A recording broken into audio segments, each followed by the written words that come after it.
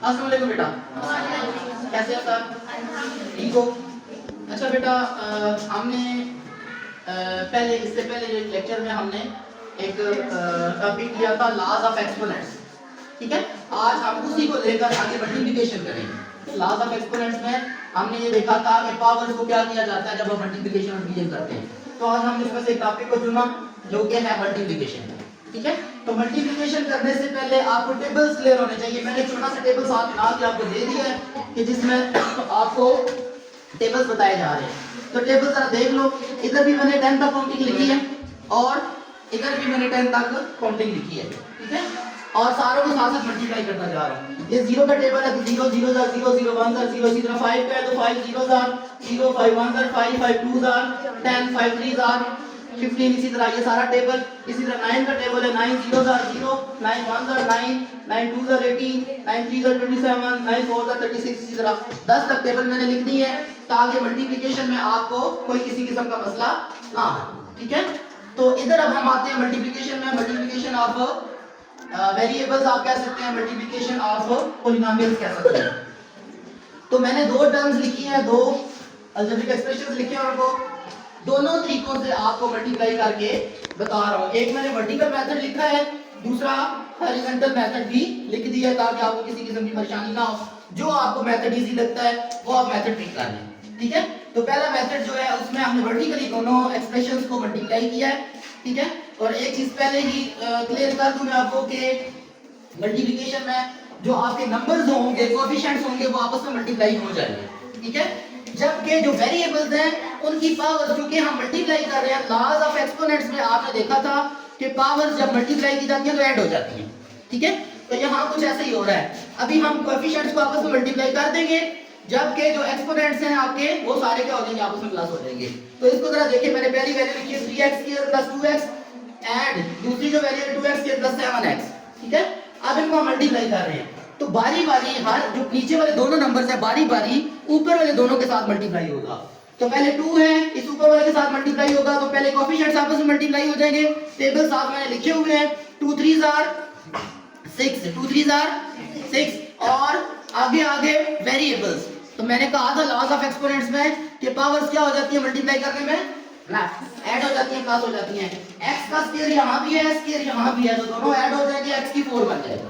ठीक है, अब ये 2x² इस 2x के साथ मल्टीप्लाई हो जाएगा, 2 2 4 एंड इसकी x की पावर 2 है, इसके ऊपर 1 है। ठीक है, अब ये दोनों मल्टीप्लाई होकर पावर्स ऐड हो जाएगी तो 4x का क्यूब बन जाएगा। इसी तरह दूसरे की आप मल्टीप्लाई करेंगे दोनों के साथ, 7 3 21।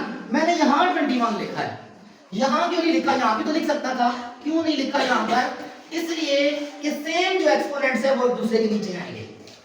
ठीक है, इसके ऊपर एक्सपोनेंट कितना आया 3, इसके ऊपर कितना था 4, हम 4 वाले के नीचे 3 वाला नहीं लिख सकते। ठीक है, इसलिए हमने 3 वाले के नीचे 3 वाला लिखा। ठीक है, तो 7 3 21, x और x² मल्टीप्लाई होकर x का क्यूब बना देंगे, ऊपर भी क्यूब की वैल्यू तो मैंने क्यूब के नीचे ही उसको लिख दिया। ठीक है, इसके नीचे इसलिए नहीं लिखा कि इसकी पावर 4 थी। ठीक है, 7 3 21 एंड x³।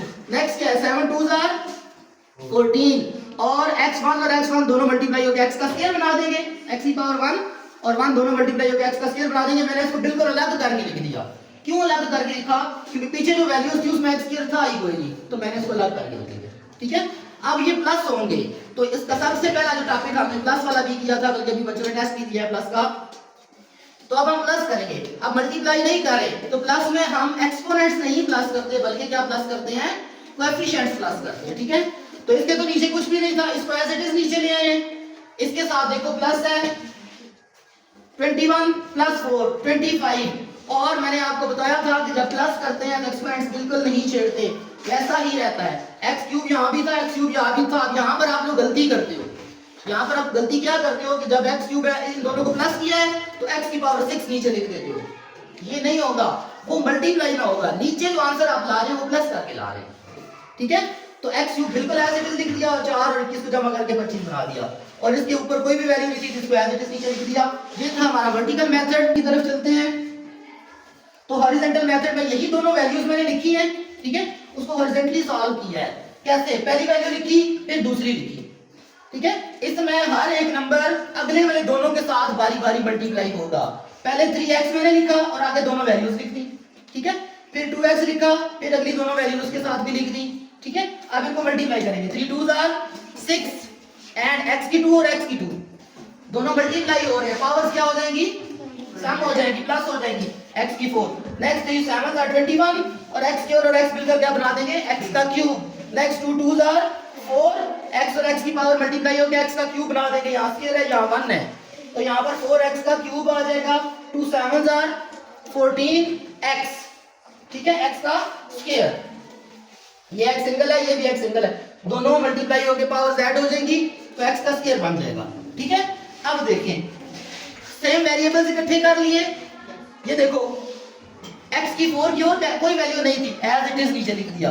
x की क्यूब की 2 वैल्यूज थी, ठीक है। अब हम जमा कर रहे हैं, मल्टीप्लाई नहीं कर रहे, तो कोएफिशिएंट्स ऐड हो जाएंगे, पावर्स को वैसे ही लिख देंगे, ठीक है।